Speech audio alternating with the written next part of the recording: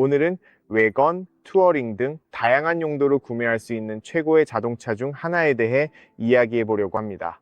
바로 2024년형 토요타 코롤라 투어링 스포츠 페이스리프트 모델입니다. 이 모델은 새로운 디지털 콕핏, 새로운 멀티미디어 시스템, 그리고 외관의 일부 페이스리프트 변화가 적용된 최신 모델입니다. 이번 영상에서는 이 모든 부분에 대해 자세히 다뤄보겠습니다. 그리고 기술적인 데이터도 알려드릴게요. 또한 차량을 시승하는 별도의 영상도 준비할 예정입니다. 그 영상을 보고 싶으시다면 별도의 영상이 있으니 꼭 확인해 보세요. 그 영상에서는 주행 느낌 등 더 많은 정보를 제공하니 꼭 참고하시기 바랍니다. 스위스나 그 근처에 계시고 차량을 직접 보고 싶으시다면 꼭 쭈그빌에 있는 이밀 프라이를 방문해 보세요. 링크는 설명란과 화면에도 남겨두겠습니다. 직원분들이 정말 친절하시고 모든 것을 도와주실 거라서 그곳에서 차량을 직접 확인하실 수 있습니다.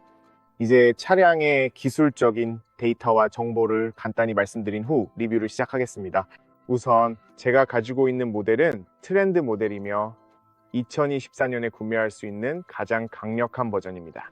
이 차량은 2리터 가솔린 엔진, 직렬 4기통, 그리고 전기 모터와 배터리가 결합되어 있으며 자동 ECVT 변속기가 탑재되어 있습니다. 곧 더 많은 정보를 알려드리겠습니다. 최고 출력은 196마력입니다. 이제 이 트렌드 버전 차량의 스위스 이밀 프라이 기준 가격은 42 100프랑이며 옵션인 팩트렌드 플러스 1700프랑을 추가하면 능동주차 보조와 같은 기능이 통합되어 있습니다.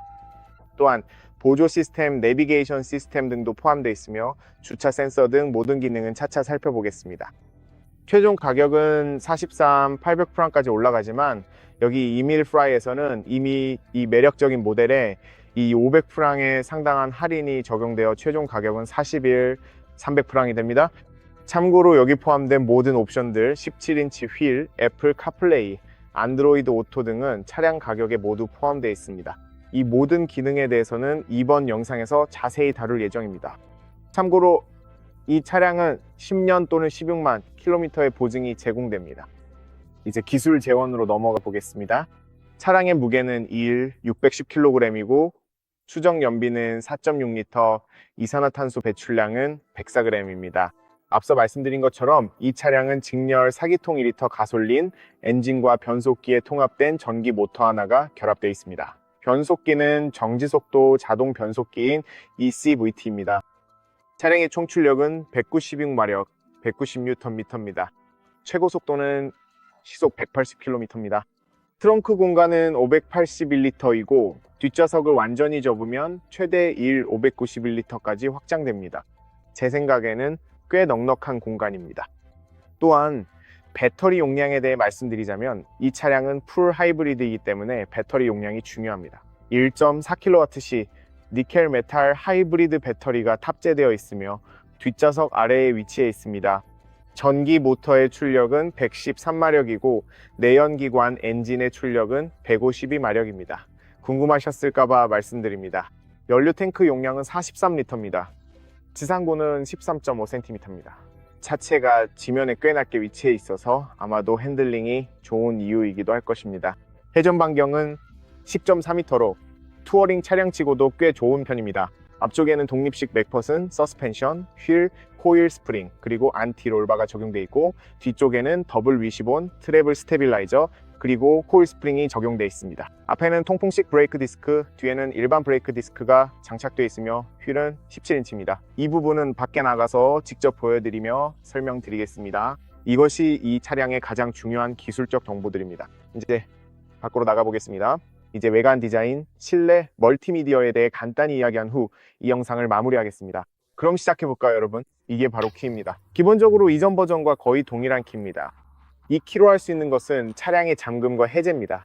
또한 키리스 엔트리 기능이 있어서 항상 버튼을 누를 필요가 없습니다. 이 점이 정말 좋습니다. 그리고 전동식 접이식 미러도 탑재되어 있습니다. 이것도 정말 유용합니다. 그리고 여기 트렁크를 위한 버튼도 있습니다.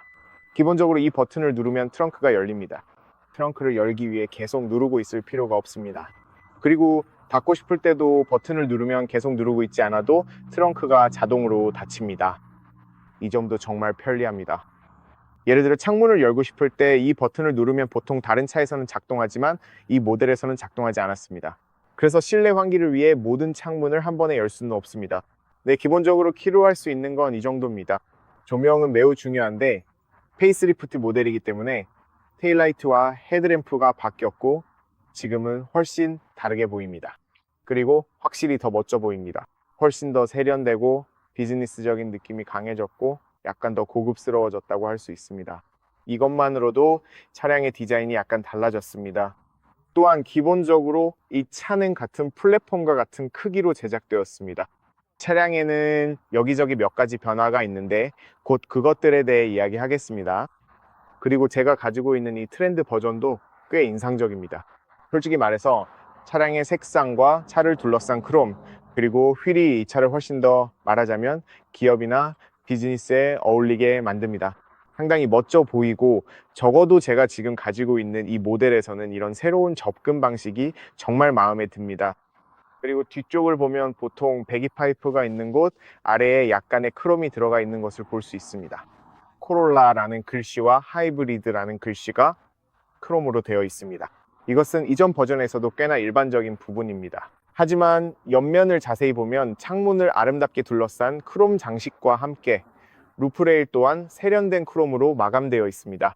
그리고 여기에 17인치 크기의 휠이 완벽하게 조합되면서 이 차량은 정말로 멋지고 인상적인 모습을 보여줍니다. 이제 차량의 앞쪽을 자세히 보면 보통 안개등이 위치한 양쪽에 크롬 장식이 추가된 것을 명확히 볼 수 있는데 이것 또한 꽤나 멋지고 세련되게 보입니다. 그리고 가장 인상적인 점은 바로 이 색상입니다. 이건 갈색에 가까운 어두운 색인데 잘 보면 잘 보이지 않습니다. 사실상 처음에는 이거 검은색이네 라고 생각했어요. 그런데 아니더라고요. 검은색이 아니었습니다. 햇빛에서 보면 카메라에 잘 보일지 모르겠지만 아주 멋지고 독특한 갈색으로 변합니다. 잘 보일지 모르겠네요. 이건 메탈릭 갈색입니다. 보이시나요? 정말 흥미로운 색이에요. 정말 멋집니다. 저는 이 색이 정말 마음에 들어요. 어쨌든 지붕 부분에서도 제가 좋게 생각하는 점이 있는데 어제는 새 폭스바겐 파사트를 시승하고 리뷰했어요. 그 차는 약간 더 높았는데 이 차는 훨씬 더 낮게 붙어 있는 느낌이 들어요. 아마 그래서 공기역학적으로도 훨씬 더 도움이 되는 것 같아요. 그리고 연비, 경제성, 효율성도 더 좋습니다. 이렇게 루프레일이 있어서 전체적으로 차체가 낮게 유지돼요. 저는 키가 그렇게 크지 않은데 제 키가 173cm거든요. 보시면 차가 얼마나 낮게 유지되는지 알 수 있어요. 이게 공기역학적으로도 좋은 점입니다. 크롬으로 마감된 루프레일은 정말 멋지고 윈도우 상단을 둘러싼 크롬 장식과도 조합이 잘 어울려서 정말 세련돼 보여요. 라디오 안테나도 아주 멋지고 현대적입니다. 뒤쪽에는 약간 돌출된 스포일러가 있는데 이것도 보기 좋아요. 여기 브레이크 등은 LED로 되어 있습니다. 뒷유리와 측면 유리도 모두 썬팅이 되어 있어요. 와이퍼가 있고 토요타 로고 안에는 파란색이 들어가 있어서 전기차임을 나타냅니다. 아래쪽에는 번호판에 일반 전구가 들어가 있어서 노란색 전구 불빛이 보입니다. 이 부분은 제가 차에서 꼭 바꿀 부분이에요. 영상에서 앞으로 차에 대해 바꿀 점 몇 가지를 더 말씀드릴게요. 그래서 그 중 하나가 바로 이 번호판에 있는 전구입니다. 하지만 이런 부분들은 차를 산 후에 아주 쉽게 바꿀 수 있는 것들이에요. 후방 카메라, 오른쪽에는 코롤라 하이브리드 마크가 있는데 이런 것들은 다 일반적입니다. 후면에는 주차를 위한 센서가 4개 있고 거울에는 사각지대 감지 같은 안전 기능도 있습니다. 그리고 몇몇 반사등도 있습니다. 저는 이 라인이 정말 마음에 들어요. 뒷범퍼에 있는 이 선이 정말 섹시해 보입니다. 여기에는 배기구를 상징하는 크롬 장식도 있습니다. 실제로 배기구는 아니지만 반쯤 배기구처럼 보여서 정말 멋집니다. 그리고 뒤쪽에는 유광 블랙 마감이 되어 있습니다. 정말 멋져 보여요. 그래서 제 관점에서는 이 범퍼가 꽤 괜찮다고 생각합니다. 조금 더 위쪽에는 변화가 있습니다. 새로운 테일라이트가 있는데 한 조각으로 되어 있는 걸 볼 수 있습니다. 확실히 다르게 보입니다. 방향지시등 LED 라이트입니다. 정말 마음에 들어요. 안개등 LED 라이트, 그리고 후진등도 LED 라이트입니다. 뒤에서 보면 꽤 멋져 보이고 확실히 이전보다 더 좋아졌어요. 정말 그렇습니다. 아래쪽에는 창문을 둘러싼 고무 몰딩이 있습니다. 여기 사이드 미러가 있는데 거의 같은 디자인과 크기입니다. 코너에는 사각지대 감지 기술이 들어가 있습니다. 여기에는 방향 지시등용 작은 LED 라이트가 있고 미러에도 멋지고 흥미로운 라인이 있습니다. 상당히 공기역학적이고 미러 크기도 꽤 작아요. 이 점이 마음에 듭니다. 측면에도 이전과는 조금 다른 라인이 있습니다. 꽤 멋져 보입니다. 그리고 미러의 다리 부분이 바로 이문에 붙어 있습니다. 위쪽에는 빛과 비를 감지하는 센서가 있습니다. 여기에는 교통속도 제한을 읽는 카메라, 차선 유지 보조 등 모든 안전 기능이 들어가 있습니다. 그리고 이 부분은 이제 열선이 들어가 있습니다. 정말 좋은 점이죠. 와이퍼도 훌륭합니다. 와이퍼의 품질도 매우 좋습니다. 앞쪽에서 보면은 전면부를 한번 보세요. 무엇이 달라진 것 같나요? 헤드라이트와 방향 지시등이 다르게 보입니다. 더 좋아졌나요? 아니면 나빠졌나요? 여러분 어떻게 생각하세요? 저는 더 좋아졌다고 생각해요. 이 디자인이 차에 더 잘 어울린다고 생각합니다. 이 부분이요. 그리고 뭔가를 깜빡했네요. 아래쪽에는 사이드 스커트가 있고 이 부분 전체가 플라스틱으로 되어 있는데 디자인이 정말 마음에 들어요. 훨씬 더 스포티해 보이고 약간 바깥쪽으로 튀어나와 있습니다. 이걸 한번 보세요. 정말 멋지네요. 휠은 17인치 휠이고 타이어도 그렇고 이 멋진 휠들이 차에 정말 환상적으로 어울려요. 이 휠들은 꽤 비즈니스적인 느낌이에요. 이런 라인 타입의 휠이 정말 비즈니스적으로 보여요. 앞에는 통풍 브레이크 디스크, 뒤에는 일반 브레이크 디스크가 들어가 있는데 정말 섹시하게 보입니다. 여러분은 이 휠들에 대해 어떻게 생각하세요? 와, 이 어두운 색상과 정말 잘 어울려요. 저라면은 이 휠과 이 어두운 색상으로 꼭 선택할 것 같아요. 정말 마음에 들어요. 이제 이 디자인에 새로운 헤드램프가 들어갔어요. 보시다시피 일체형 디자인처럼 보이죠? 매트릭스 헤드램프가 적용되어서 조명도 정말 멋집니다. 밤에 차를 가져와서 이 조명이 어떻게 보이는지 꼭 보여드릴게요. 겉보기에는 비슷해 보이지만 디자인과 성능 모두 훨씬 더 개선됐어요. 아래쪽 범퍼에는 안개등이 이렇게 있고 LED 조명과 약간의 크롬 디자인이 들어가 있어요. 꽤 고급스럽고 비즈니스적인 느낌이 납니다. 여기 아래쪽에는 멋진 립이 있고 그 위로 그릴이 있습니다. 에어 인테이크는 있지만 능동 냉각 기능은 없고 안쪽에 라디에이터만 있습니다. 그리고 위쪽에는 토요타 로고와 그 뒤에 어댑티브 크루즈 컨트롤, 긴급 제동 등 모든 안전 기능을 위한 레이더가 있어요. 전체적으로 보면 이게 외관 디자인입니다. 모든 변화를 하나하나 다 설명해 드렸으니 이제 엔진 부분으로 넘어가 볼게요. 참고로 손잡이도 한번 보세요. 평평하게 돼 있고 꽤 멋집니다. 기본적으로는 이전 버전과 거의 비슷해요. 그리고 문을 닫는 소리도 좋아요. 정말 한번 보세요. 좋네요. 예전과 아주 비슷합니다. 여기도 좋은 품질의 소재가 쓰였어요. 트렁크를 열고 여기로 가봅시다. 제가 보여드릴게요. 여기 가운데에서 이렇게 열면 됩니다. 수동 리프트 게이트이긴 한데 이게 꽤 가볍다는 점이 마음에 들어요. 정말 고마운 부분이죠. 효율성 면에서도 정말 좋습니다. 이게 바로 엔진입니다. 2리터 가솔린 엔진이고 직렬 4기통이에요.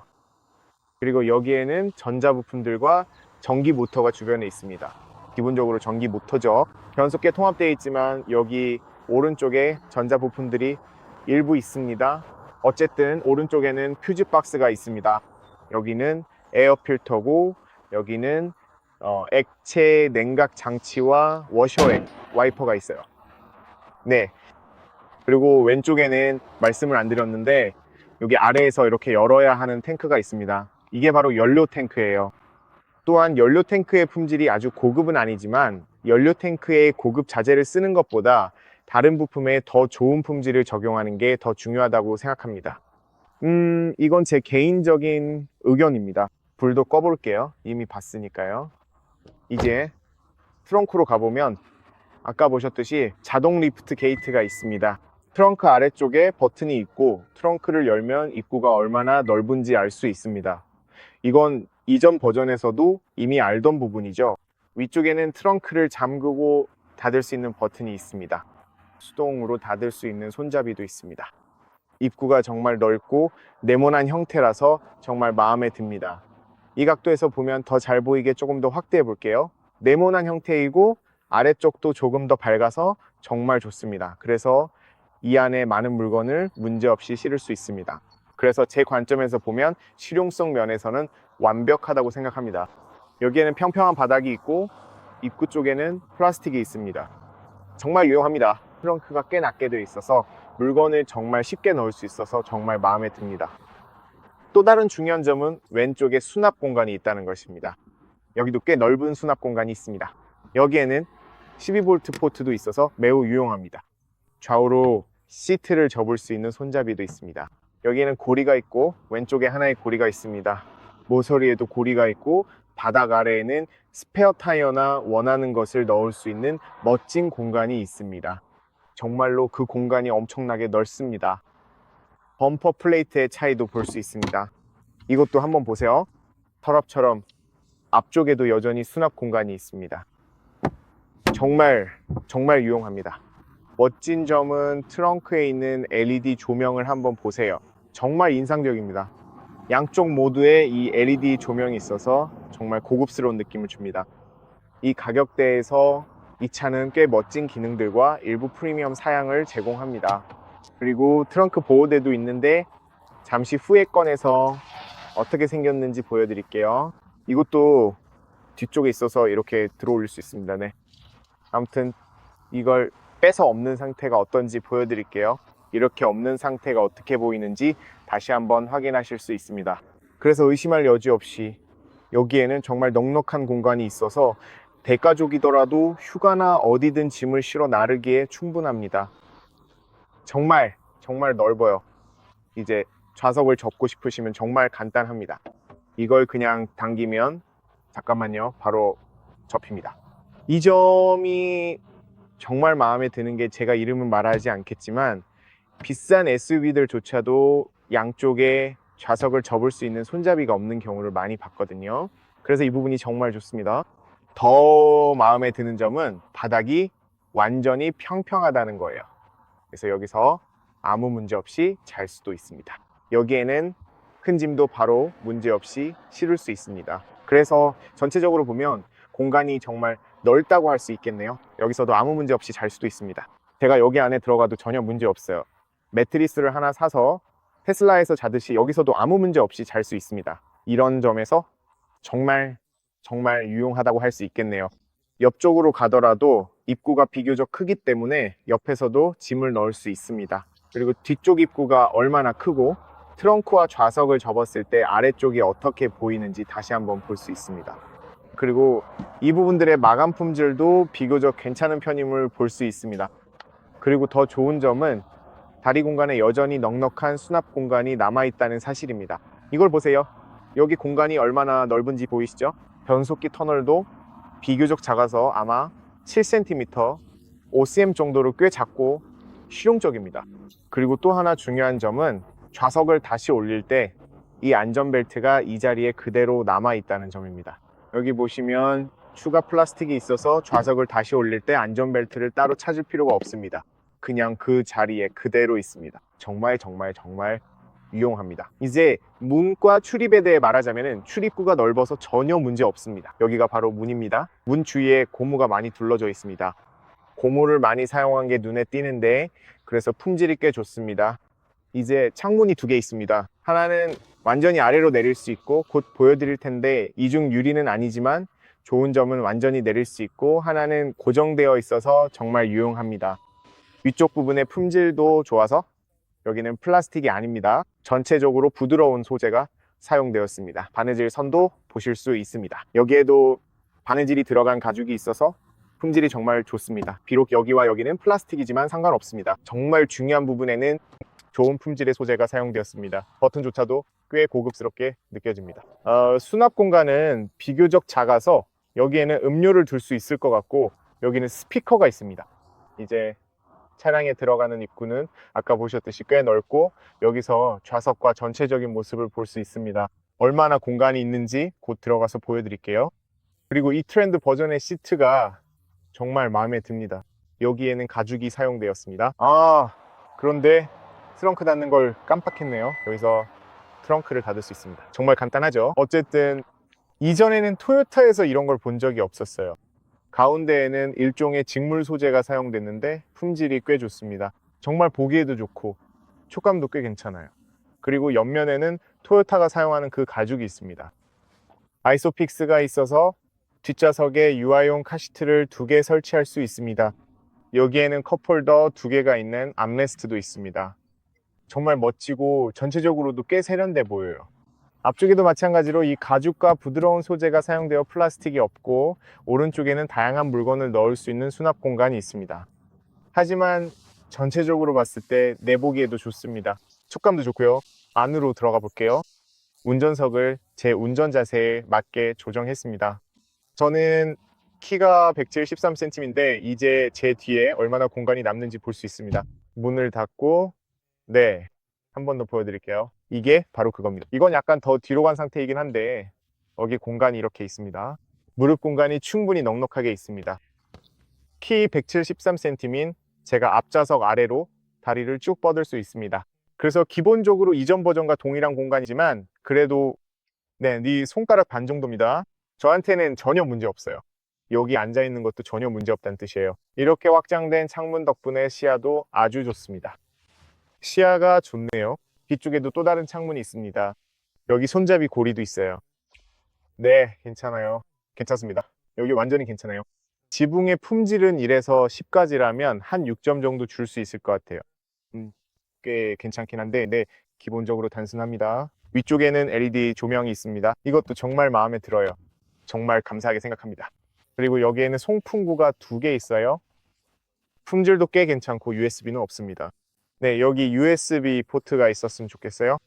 그게 있으면 유용할 것 같아요. 가운데로 들어가 보면 이게 공간입니다. 다시 말하지만 공간이 꽤 넉넉해요. 머리 위에는 공간이 좀 적은데 여기서는 머리 위로 손가락 2개 정도 들어갈 것 같아요. 손을 완전히 뻗어보면 오, 좋네요. 완전히요. 와, 진짜 좋다. 3명이 타도 문제 없어요. 차 안이 밝아서 공간이 넉넉하게 느껴집니다. 그리고 여기 뒷부분이 약간 더 단단한 느낌이 있어요. 여기가 조금 더 높고 약간 더 단단하긴 하지만 짧은 거리라면 여기 앉아도 전혀 문제 없을 것 같아요. 짧거나 중간 거리 이동에는 괜찮을 것 같아요. 꽤 괜찮네요. 나쁘지 않아요. 이제 앞쪽으로 가보면 대시보드와 변화된 부분이 바로 보입니다. 대시보드는 이전 버전과 비교적 비슷하지만 이제 새로운 멀티미디어 시스템이 들어왔고 정말 멋진 새로운 디지털 콕핏도 있습니다. 센터 콘솔도 약간 달라졌지만 전반적으로는 같은 디자인을 기반으로 하고 있어요. 배치가 정말 잘 되어 있어서 모든 것이 제자리에 있습니다. 다양한 중요한 기능을 조작할 수 있는 물리 버튼이 많이 있어요. 이 점이 정말 중요하죠. 그 외에는 거의 동일합니다. 이제 앞쪽으로 가보겠습니다. 우리는 크고 넓은 창문이 있고 그 옆에 짧은 창문도 하나 있습니다. 시야는 제가 안에 들어가면 보시겠지만 정말 좋습니다. 위쪽도 마찬가지로 좋은 품질이고 가죽이 곳곳에 사용되어 있습니다. 스티치도 보실 수 있습니다. 이 안쪽은 플라스틱이고 아래쪽도 플라스틱이지만 여기에는 다시 가죽이 사용됐어요. 중요한 부분에는 좋은 품질이 적용되어 있습니다. 창문 조작, 잠금 및 해제, 창문 잠금 버튼이 있습니다. 전동 사이드 미러 조절과 크롬 장식이 있습니다. 수납 공간도 있습니다. 네, 그렇게 크진 않네요. 조금 더 컸으면 좋겠지만 괜찮습니다. 여기에는 스피커가 있는데 꽤 괜찮아요. 차량의 입구는 이렇고 역시 꽤 넓으며 바로 이렇게 생겼습니다. 꽤 멋집니다. 이제 똑같이 정말 멋진 시트가 있고 직물 소재와 가죽이 조합되어 있으며 측면 지지대도 밝게 들어가 있습니다. 정말 괜찮아요? 비즈니스 느낌이 납니다. 그리고 이 직물 소재의 조합, 이 회색과 흰색이 가죽과 어우러져 정말 비즈니스스럽고 예쁩니다. 정말로 멋져 보여요. 저는 이 시트가 마음에 듭니다. 한번 보세요. 밝은 느낌이에요. 멋집니다. 참고로 수동으로 조절할 수 있습니다. 수동 조절 방식입니다. 유일하게 전동으로 조절되는 부분은 여기 아래 가운데에 있는 요추 부분입니다. 이제 페달은 일반적인 타입이고 알루미늄 페달은 아니지만 품질은 좋습니다. 이 부분은 시승 영상에서 말씀드렸으니 참고하시면 됩니다. 여기서 트렁크를 여실 수 있습니다. 트랙션 컨트롤, 열선 앞유리, 이건 정말 유용하고 열선 스티어링 휠, 트립, 그리고 오토 하이빔과 헤드라이트 기능이 있습니다. 여기 이 부분에는 플라스틱이 사용되었습니다. 동일한 송풍구가 있고 품질도 꽤 좋으며 대시보드 윗부분 전체에는 부드러운 소재가 사용되었습니다. 이건 정말 중요한 부분이죠. 이제 안으로 들어가 보겠습니다. 안으로 들어오면 시야도 보여드릴 수 있습니다. 운전자의 시점에서 보면 이 창문이 확장되어 있어서 바깥 시야가 매우 좋고 사이드미러 시야도 좋습니다. 사이드미러가 꽤 작고 공기역학적으로 설계되어 있지만 시야는 좋습니다. 또한 앞유리 쪽 바깥 시야도 좋습니다. 이 미러에서도 뒤쪽과 창문 주변의 시야가 꽤 괜찮습니다. 저 구석에 약간의 사각지대가 있을 수 있지만 전반적으로는 괜찮은 편입니다. 여기에는 앞뒤로 조절할 수 있는 팔걸이가 있습니다. 고급 가죽 팔걸이입니다. 이렇게 열 수도 있습니다. 공간도 꽤 넉넉합니다. 여기에는 12V 포트가 있어서 정말 유용합니다. 여기 중앙에는 유광 플라스틱이 있고 컵홀더 2개, 전자식 핸드브레이크, 오토홀드 기능도 있어서 정말 유용하며 중앙의 크롬 마감도 아주 멋집니다. 여기에도 스토크가 있는데 전통적인 스토크입니다. 앞으로는 이걸 좀 더 작게 바꿔서 예를 들어 쉬프트 바이 와이어 변속기처럼 스티어링 휠 뒤에 있는 방식으로 바뀌면 훨씬 멋질 것 같아요. 어떻게 될지 지켜보죠. 그리고 주행 모드도 있습니다. 세 가지 다른 주행 모드가 있습니다. 스포츠, 에코, 노멀 모드로 변경할 수 있습니다. 여기서 주행 모드를 아주 간단하게 변경할 수 있습니다. 그리고 EV 모드 버튼도 있습니다. 배터리가 충분하다면 전기 모드로만 주행할 수 있습니다. 그래서 그 점이 정말 멋집니다. 여기에는 가죽도 사용되었고 전체적으로 품질이 아주 좋습니다. 그리고 앞쪽에는 운전자와 동승자를 위한 열선 시트가 있고 여기에는 휴대폰을 충전할 수 있는 공간이 있습니다. 이건 정말 중요한 부분이죠. 그리고 멋진 점은 휴대폰 충전을 켜거나 끌 수 있다는 겁니다. 만약 휴대폰을 충전하고 싶지 않다면 충전을 끌 수 있습니다. 이건 중요한 부분이고 다른 차에서는 찾아보기 힘든 기능입니다. 그래서 이런 기능은 다른 차에도 있었으면 좋겠어요. 왜냐하면 가끔 집에서 이미 배터리가 가득 찬 상태로 나올 때가 있는데 그럴 때는 휴대폰을 충전하고 싶지 않거든요. 그런데 다른 차에선 그 자리에 두면 바로 충전이 시작됩니다. 예를 들어 제 테슬라가 그렇죠. 이제 아래쪽을 보면 글러브 박스에도 넉넉한 공간이 있고 여기저기 모두 부드러운 소재가 사용되어 있습니다. 부드러운 가죽이 있고 여기는 피아노 블랙과 크롬이 조화를 이루고 있어요. 어디를 봐도 정말 고급스럽고 부드럽습니다. 저는 이 품질이 정말 마음에 들어요. 정말 훌륭합니다. 이 클라이밋 시스템도 대시보드에 아주 잘 통합되어 있는데 여기서 전원을 켜고 끌 수 있습니다. 정말 간단하게 이렇게 하면 됩니다. 그래서 정말 멋져요. 물리 버튼을 유지한 점이 마음에 듭니다. 이건 정말 중요하고 운전 중에도 사용하기 아주 쉽죠. 또한 여기에는 전원 버튼이 있고 멀티미디어와 공조 시스템 사이에 송풍구가 있으며 비상등 버튼도 있습니다. 크롬과 유광 소재의 조합도 꽤 멋집니다. 정말 훌륭한 선택이에요. 조금 더 위에는 완전히 새로워진 멀티미디어 시스템과 새로운 스크린이 있습니다. 그런데 말이죠. 정말 마음에 들어요. 반응 속도가 정말 빠르고 아주 좋아요. 그런데 왜 화면이 약간 조수석 쪽으로 기울어져 있을까요? 운전자 쪽으로 조금만 더 기울였으면 좋았을 텐데요. 그게 훨씬 더 유용하고 더 좋았을 것 같아요. 그냥 제 개인적인 의견입니다. 그 외에는 괜찮아요. 시야도 좋고 화면도 잘 보이긴 하지만 운전자 쪽으로 조금 더 기울어졌으면 좋겠어요. 그리고 여기서 또 바꾸고 싶은 점은 계기판 스크린의 밝기예요. 밖이 너무 밝을 때는 스크린이 좀 더 밝았으면 좋겠어요. 그래야 계기판이 더 잘 보일 테니까요. 그 외에는 차에 대해 불평할 게 전혀 없어요. 좀 더 가까이 가볼게요. 여기에 볼륨 노브가 있고 이 가운데에서 멀티미디어 시스템도 끌 수 있어요. 그 외에는 정말 좋아요. 제가 가장 마음에 드는 건 새로운 내비게이션 시스템이에요. 반응 속도가 훨씬 빨라졌어요. 여기서는 거의 지연이 없다고 해도 될 정도라서 그 점이 정말 마음에 들어요. 목적지를 설정하면 그걸 보여드릴게요. 이렇게 목적지를 설정하면 정말 빠르게 로딩되는 거 볼 수 있는데 이 점이 정말 마음에 들어요. 화면이 정말 선명하고 이미지나 방향도 아주 뚜렷하게 보여서 정말 마음에 들어요. 이전 버전은 조금 구식이었거든요. 이제는 훨씬 좋아졌고 새로운 디지털 콕핏도 정말 훌륭해요. 그래서 그 부분에 대해서는 더 할 말이 없어요. 내비게이션 시스템 측면에서도 훨씬 좋아졌어요. 여기 화면에 다양한 정보가 표시되고 작동 속도도 정말 빨라요. 게다가 화면에 바로가기 버튼도 있어서 미디어로 바로 이동할 수 있고 정말 간단해요.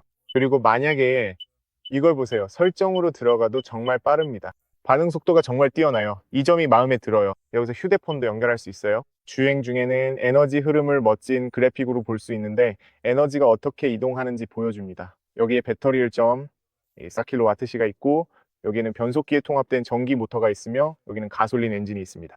주행할 때 이 모든 것이 멋진 그래픽으로 표시돼요. 여기서 다시 돌아가면은 주행 정보도 볼 수 있습니다. 여기에는 차량에 대한 모든 정보, 최근 몇 킬로미터 동안의 연비 등 다양한 정보가 나와요. 그리고 여기에는 앱, 웹 브라우저, 그리고 모든 중요한 설정들이 있습니다. 여기에는 개인정보, 블루투스 및 기기 설정이 있고 휴대폰을 연결하거나 안드로이드 오토, 애플 카플레이를 이 멀티미디어 시스템에 연결할 수 있습니다. 이 부분에 대해서는 별도의 영상을 준비했으니 더 궁금하다면 채널에서 확인해 보세요. 정말 간단해요. 그리고 여기에는 애니메이션, 화면 비품, 화면 감도, 날짜와 시간, 키보드, 언어 및 단위 등 일반 설정이 있습니다. 여기서 모두 변경할 수 있어서 정말 간단해요. 와이파이 설정도 있고 여기에는 디스플레이 설정, 밝기와 명암 조절도 할 수 있습니다.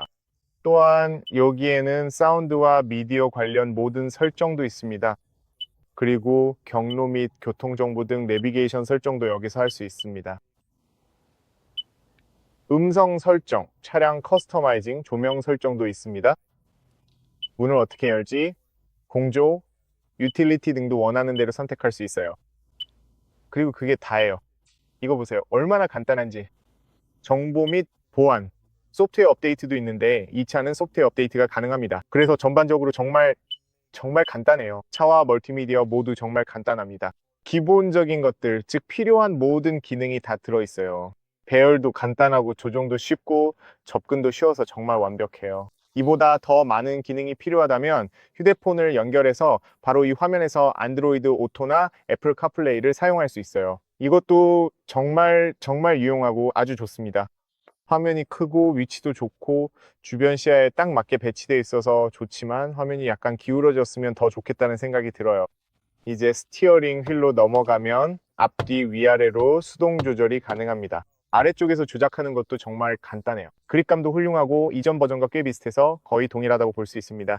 그리고 스티치와 볼륨, 음성 명령, 그리고 다양한 설정을 위한 물리 버튼도 여기에 그대로 남아 있어요.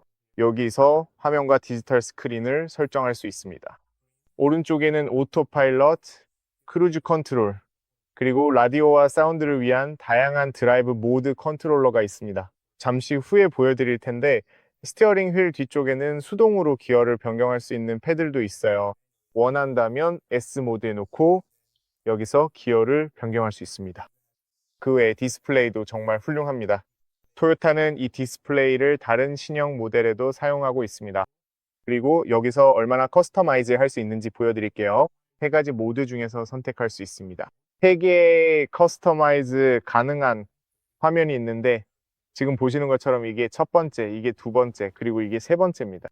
그리고 이 세 가지 모두 원하는 대로 커스터마이즈 할 수 있습니다. 예를 들어 왼쪽에 어떤 정보를 보고 싶은지 변경할 수 있습니다. 운전 정보, 기어비 정보, 아니면 아무것도 없이 평균 연비, 에코 점수 등 다양한 정보를 선택할 수 있습니다. 그리고 이 정보들 중에서 빼거나 추가할 수도 있고 선택할 수 있는 정보가 더 많아집니다.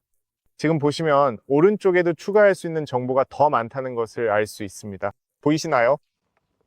그리고 오른쪽도 마찬가지로 설정할 수 있습니다. 즉, 오른쪽에 어떤 정보를 보고 싶은지 직접 선택할 수 있습니다. 커스터마이즈가 다양하게 가능합니다. 정말 많은 정보를 제공해 줍니다. 저는 이 부분이 정말 마음에 듭니다. 이 부분에 대해서는 아무것도 바꾸고 싶지 않아요. 이렇게 완성도가 높다는 점이 좋습니다. 또한 가운데 부분에서도 다양한 정보를 변경할 수 있습니다. 내비게이션, 설정, 차량 오류 확인이 가능하며 어댑티브 크루즈 컨트롤로 주행 중 차선, 주변 차량 등 다양한 정보를 확인할 수 있습니다. 이 모든 기능이 잘 작동합니다. 또는 내비게이션을 가운데에 표시할 수도 있습니다. 그 모습이 정말 멋집니다. 설정 메뉴에는 다양한 설정이 있습니다. 밝기를 보시면 최대치로 되어 있지만 조금 더 밝았으면 좋겠다는 생각이 듭니다. 모든 안전 기능이 제공됩니다. 여기에서 차선 유지 보조, 어댑티브 크루즈 컨트롤, 진동, 경고 등과 같은 안전 기능을 활성화하거나 비활성화할 수 있습니다. 모든 안전 기능을 이 화면에서 바로 찾을 수 있습니다. 다른 차량들처럼 멀티미디어 스크린에 있는 것이 아닙니다. 이 토요타에서는 이 화면에서 바로 사용할 수 있습니다. 그래서 여기에서 모든 안전 기능을 활성화하거나 비활성화할 수 있습니다. 바로 이곳에서 사용할 수 있습니다.